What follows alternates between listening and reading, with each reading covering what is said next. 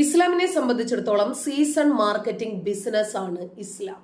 അത് ഓരോ സീസണുകളിലായി ഇവരിങ്ങനെ വളർത്തും. എന്തു വളരണം, എപ്പോൾ വളരണം, എവിടെ, എത്ര, എങ്ങനെ, ആരിലൂടെ, ഇതെല്ലാം നേരത്തെ തന്നെ ഇവർ പ്ലാൻ ചെയ്തു വെച്ചിരിക്കുകയാണ്. ഇപ്പോൾ ബലി പെരുന്നാൾ, ശരിയെന്നാ ബലി പെരുന്നാളിനോടനുബന്ധിച്ചിട്ട് മനുഷ്യന്മാരെന്താ ചെയ്യുക?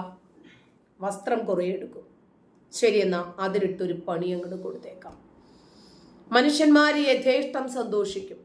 ആ സന്തോഷത്തിൽ ഒരിക്കലും മറ്റുള്ളവർ പങ്കുചേരരുത്. മറ്റുള്ളവരുടെ സന്തോഷങ്ങളിൽ ഇവരും പങ്കുചേരത്തില്ല. അങ്ങനെ നമുക്കിടയിൽ ഒരു ചേരിതിരിവുണ്ടാക്കുക എന്നതാണ് ഈ തീവ്രവാദികളുടെ, ഈ വർഗീയവാദികളുടെ ലക്ഷ്യം. ആ ലക്ഷ്യത്തിന് അറിഞ്ഞോ അറിയാതെയോ പല മുസ്ലിങ്ങളും, അതായത് സാധാരണക്കാരായിട്ടുള്ള വിശ്വാസികൾ, അവരെ സംബന്ധിച്ചിടത്തോളം അവർക്ക് ഈ മത തീവ്രവാദത്തെ കുറിച്ച് അറിയില്ല. അവർക്ക് ഈ മതഗ്രന്ഥങ്ങളിൽ എന്താണ് പറഞ്ഞിരിക്കുന്നത് അത് വെച്ച് പുലർത്തി അന്യമത വിരുദ്ധതകൾ പ്രചരിപ്പിക്കുക, പഠിപ്പിക്കുക, അതൊന്നും അവരെ സംബന്ധിച്ചിടത്തോളം അറിയില്ല. അവരെ ഇസ്ലാമിനെ സംബന്ധിച്ചിടത്തോളം ജസ്റ്റ് ഫോളോവേഴ്സ് മാത്രമാണ്.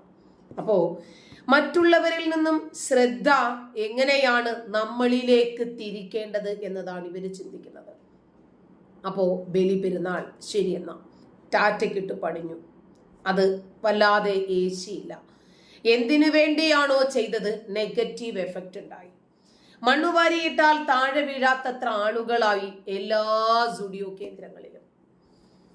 ഇവർ വിചാരിച്ച രൂപത്തിലേക്ക് ആ പടക്കം പൊട്ടിയില്ല, അത് നനഞ്ഞുപോയി. അടുത്തതെടുത്തിട്ടു മൃഗബലി. ആ മുസ്ലിങ്ങൾക്ക് മാംസം കൊടുക്കണ്ട. അപ്പോ ആ മുസ്ലിങ്ങൾ വേറെ ഒരു തന്ത്രം പുറത്തെടുത്തു. നിങ്ങൾ ഏത് തന്ത്രമാണോ ക്രിസ്ത്യാനികൾക്കും ഹിന്ദുക്കൾക്കും എതിരെ പയറ്റി തെളിഞ്ഞത്, അവരെ പഠിപ്പിച്ചത്, പരിശീലിപ്പിച്ചത്, അതേ തന്ത്രം. അള്ളാഹു എന്നതൊരു ഗോത്രദേവനാണെന്നും ആ അള്ളാഹുവിന്റെ പേര് പറഞ്ഞ അള്ളാഹുവിന് വേണ്ടി അറുക്കപ്പെട്ട മാംസം ആ മുസ്ലിങ്ങൾ കഴിക്കരുതെന്നും അവരും പറഞ്ഞു. ക്രിസ്ത്യാനികൾ അവരുടെ ബൈബിൾ എടുത്തു വെച്ചിട്ട് അന്യദേവന്റെ പേരിൽ അറുക്കപ്പെട്ടത് നമ്മൾ കഴിക്കരുത്, അതുകൊണ്ട് ഇന്നു മുതൽ നമുക്ക് ഹലാൽ പ്രോഡക്റ്റുകൾ വേണ്ട. അങ്ങനെ ഹലാലുകളെ ബഹിഷ്കരിക്കാൻ അവർ തയ്യാറായപ്പോൾ ഇവർ നിലവിളിയുമായിട്ട് വന്നെങ്കിലും അതും ചീറ്റിപ്പോയി, അതും ഏറ്റില്ല. ഇങ്ങനെ ഇവരേതൊക്കെ തന്ത്രമാണോ ഏതേത് സാഹചര്യങ്ങളിലും പയറ്റുന്നത്, ഇതൊക്കെ ഇവർക്ക് തന്നെ നെഗറ്റീവ് എഫക്റ്റ് ഉണ്ടാക്കുവാണ്. ഇപ്പോ മാറാട് ഇവർ അടുത്തതായിട്ട് തുടങ്ങി വെച്ചിട്ടുണ്ട്. രണ്ടാം മാറാട് ആരംഭിക്കാനുള്ള തുറുപ്പ് ചീട്ട് ഇവർ കുറേ ആയി തുടങ്ങി വെച്ചിരിക്കുന്നു. രണ്ടാമത്തെ 1921 ഈ കേരളക്കരയിൽ ആവർത്തിക്കാൻ കുറേ ആയി ഇവര് കാത്തു നിൽക്കുക. നിങ്ങൾക്ക് ഓർമ്മയില്ലേ ഒരു ഭീകരൻ പറഞ്ഞത്? പഹൽഗാം ഭീകരാക്രമണത്തോടനുബന്ധിച്ചിട്ട് ഒരു സനൂഫ് എന്ന് പറയുന്നവൻ, അവൻ പറഞ്ഞത് ഞങ്ങൾ വിശുദ്ധ യുദ്ധത്തിനു വേണ്ടി കാത്തിരിക്കുവാണെന്നാ പറഞ്ഞത്. ആ വിശുദ്ധ യുദ്ധത്തിനു വേണ്ടി കാത്തിരിക്കുന്നത് അവൻ മാത്രമല്ല, ആയിരക്കണക്കിന്, ലക്ഷക്കണക്കിന്, കോടിക്കണക്കിന് മുറിയന്മാരായിട്ടുള്ള ആളുകളുണ്ട്. ആയുധവും തേച്ചുമിനുക്കി ഇന്ത്യയെ പിടിക്കുക എന്ന് പറഞ്ഞാൽ പാകിസ്ഥാന്റെ ഭാഗത്തു നിന്ന് ഇന്ത്യയെ പിടിക്കണം. അതിനുവേണ്ടി അവര് കാത്തിരിക്കുക. അവന്റെ പോസ്റ്റ് മറക്കല്ലേ, ഇതാണ് അവന്റെ മൂഞ്ചി. എവിടെ?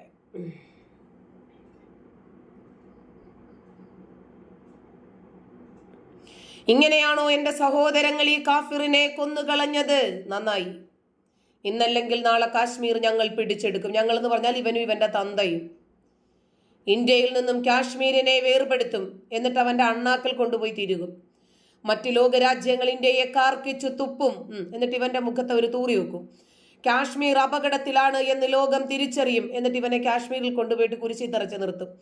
എന്റെ സഹോദരങ്ങൾ ഇന്ത്യയിലേക്ക് കയറി ഇന്ത്യൻ മുസ്ലിംസിനെ സംരക്ഷിച്ച് ബാക്കി മനുഷ്യരെ കൂട്ടം കൂട്ടമായി നശിപ്പിച്ചിരിക്കും.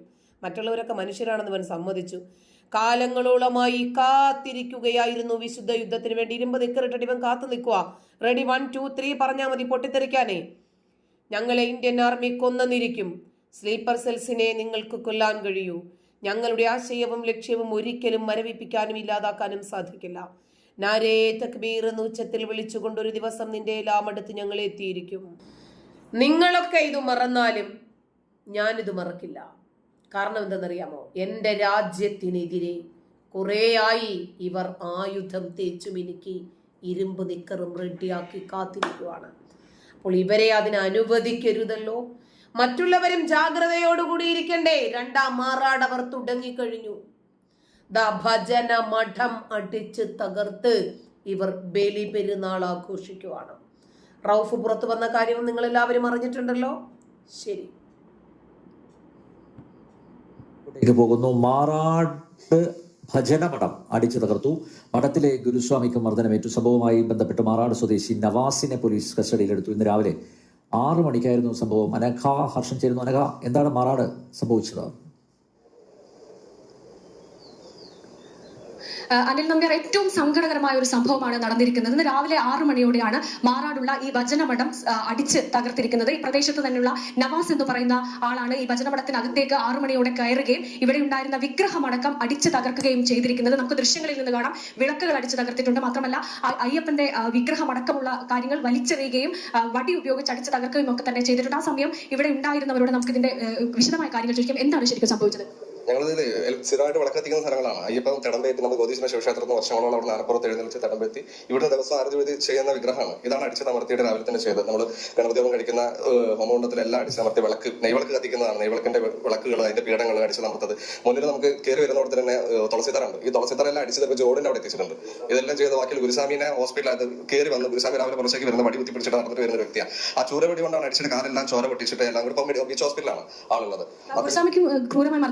വീഡിയോസും കാര്യങ്ങളെല്ലാം ഞങ്ങളുടെ കയ്യിലുണ്ട്. എല്ലാ കാര്യങ്ങളും അടിച്ച് നമ്മൾ ഇവിടെ കിടത്തിയിട്ട് ഇവിടെ എടുത്തുകൊണ്ടത് പോലീസുകാരെല്ലാവരും പുറത്തുണ്ട്. ബാക്കിയുള്ള ആളുകളെല്ലാവരും നാട്ടുകാർ കൂടിയിട്ടാണ് എടുത്ത് പിടിച്ച് കൊണ്ടുപോയ കാര്യങ്ങൾ. ഇത് ബാക്കിയുള്ള കാര്യങ്ങളെല്ലാം ഇവരെല്ലാവരും കണ്ടുന്ന ആളുകൾ.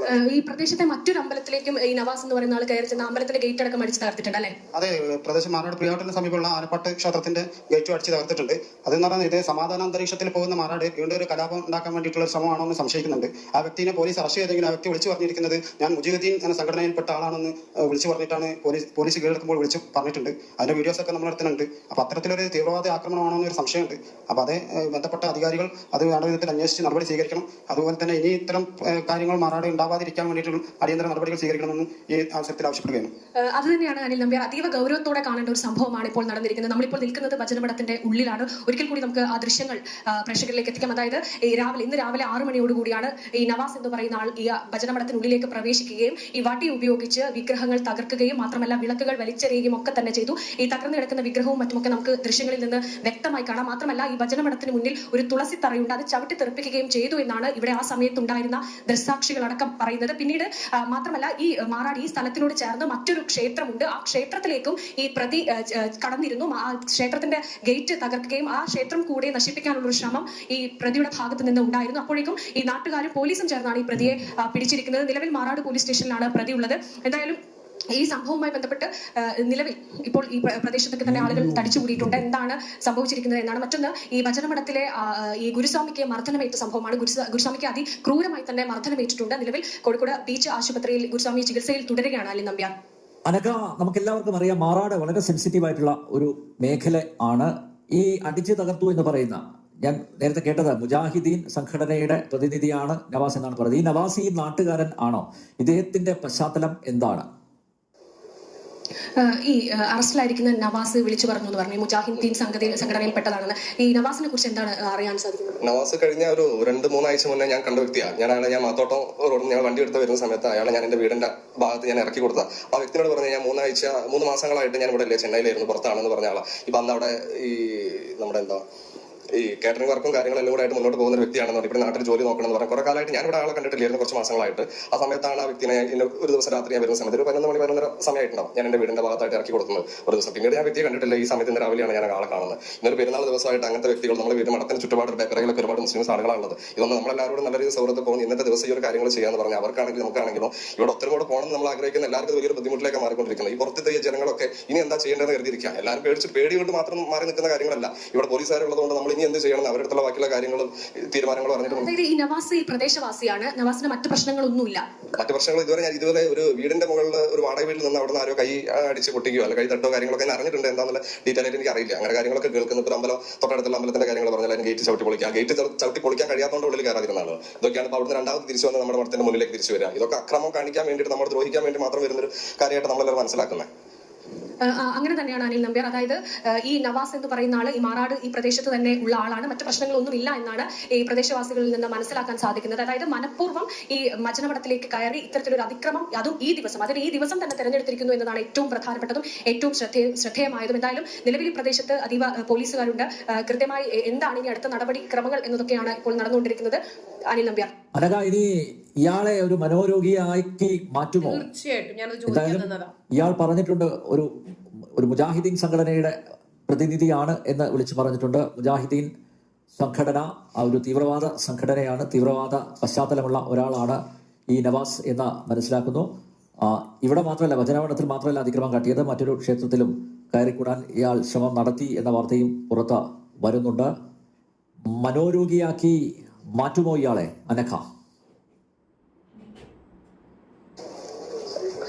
അനിൽ നമ്പ്യാർ, തീർച്ചയായും അതിനുള്ള ശ്രമം അത് ഇതിനോടകം തന്നെ നടന്നു കഴിഞ്ഞു എന്നതാണ് വാസ്തവം. അതായത് പോലീസിൽ നിന്ന് ലഭിക്കുന്ന വിവരം അനുസരിച്ച് ഇയാൾ മാനസിക രോഗിയാണ് എന്നാണ് പോലീസ് പറയുന്നത്. അതായത് കൃത്യമായി തന്നെ ഇന്ന് രാവിലെ 6 മണിയോടുകൂടി ഈ ഭജനമഠത്തിൽ നമുക്ക് ദൃശ്യങ്ങളിൽ നിന്ന് കാണാം, മാറാട് അയ്യപ്പ ഭജന സംഘം അയ്യപ്പ ഭജനമഠം, ഈ ഭജനമഠത്തിലേക്ക് 6 മണിയോടുകൂടി ഈ ഷാനവാസ് എന്ന് പറയുന്ന പ്രതി പ്രവേശിക്കുകയും അതിനുശേഷം ഉള്ളിൽ കടന്ന് ഈ ഭജനമഠത്തിലെ ഗുരുസ്വാമിയുടെ കയ്യിൽ നിന്നുള്ള വടി ഉപയോഗിച്ച് ഗുരുസ്വാമിയെ തന്നെ മർദ്ദിക്കുകയും ഉള്ളിലുള്ള വിഗ്രഹങ്ങൾ തച്ചുടക്കുകയും ഒക്കെ തന്നെ ചെയ്തു. മാത്രമല്ല നമുക്ക് ദൃശ്യങ്ങളിൽ കാണാം, ഇവിടെ ഒരു തുളസി തറയായിരുന്നു ഉണ്ടായിരുന്നത്. ആ തുളസി തറ അടിച്ചു തെറിപ്പിച്ച് ഈ ഭാഗത്തേക്ക് ഈ രീതിയിലേക്ക് വലിച്ചെറിയുകയും ചെയ്തിട്ടുണ്ട്. അതിനുശേഷം പ്രതി ഈ ഭാഗത്ത് തന്നെയുള്ള മറ്റൊരു ക്ഷേത്രത്തിലേക്ക് എത്തുകയും ആ ക്ഷേത്രത്തിന്റെ ഗേറ്റ് അടിച്ചു തകർക്കുകയും ഒക്കെ തന്നെ ചെയ്തിരിക്കുന്നത് നമുക്ക് ദൃശ്യങ്ങളിൽ നിന്ന് കാണാം. ഈ തുളസിത്തറ, ഈ ഭജനമഠത്തിന് മുൻവശം ഉണ്ടായിരുന്ന തുളസിത്തറയാണ് ഈ രീതിയിൽ നശിപ്പിച്ച് അല്ലെങ്കിൽ വലിച്ചെറിയുന്ന സാഹചര്യം ഉണ്ടായിരിക്കുന്നത്. എന്തായാലും പ്രതി ആ സമയത്ത് തന്നെ പോലീസ് കസ്റ്റഡിയിൽ എടുത്തിട്ടുണ്ടായിരുന്നു. പക്ഷേ ഇതിൽ ഏറ്റവും പ്രധാനപ്പെട്ട കാര്യം എന്ന് പറയുന്നത് ഈ പ്രതി മാനസിക രോഗിയാണ് എന്നൊരു ലേബൽ ഇതിനോടകം തന്നെ പോലീസ് ആ പ്രതിക്ക് ചാർത്തി കൊടുത്തു കഴിഞ്ഞു. അതാണ് എല്ലാ കാലത്തും, അത് നമ്മൾ എത്രയോ നേരത്തെ തന്നെ പ്രതീക്ഷിച്ചിരുന്നതാണ്. കാരണം ബൈബിള് കത്തിച്ചാൽ അവൻ മനോരോഗിയാണ്, തുളസിത്തറയിൽ തുണി പൊക്കി അടിയിൽ നിന്ന് മുടി പറിച്ചിട്ടാൽ അവൻ മാനസിക രോഗിയാണ്, ക്ഷേത്രത്തിന് പണം കൊടുക്കുന്നത് വേശ്യാലയത്തിന് കൊടുക്കുന്നത് പോലെയാണ് എന്ന് പറയുന്നവൻ മാനസിക രോഗിയാണ്. ഇങ്ങനെ ഒരുപാട് മാനസിക രോഗികൾ കാക്കാക്കൂട്ടങ്ങളിലുണ്ട്. അവസരോചിതമായിട്ട് മാത്രമേ അവരുടെ മാനസിക രോഗം പുറത്തു വരൂ. ഇനി അവര് മാനസിക രോഗം സമ്മതിച്ചിട്ടില്ലെങ്കിലും ശരി, പോലീസായിട്ട് തന്നെ അവരെ മാനസിക രോഗം ചാർത്തി രക്ഷപ്പെടുത്തും. നന്ദി.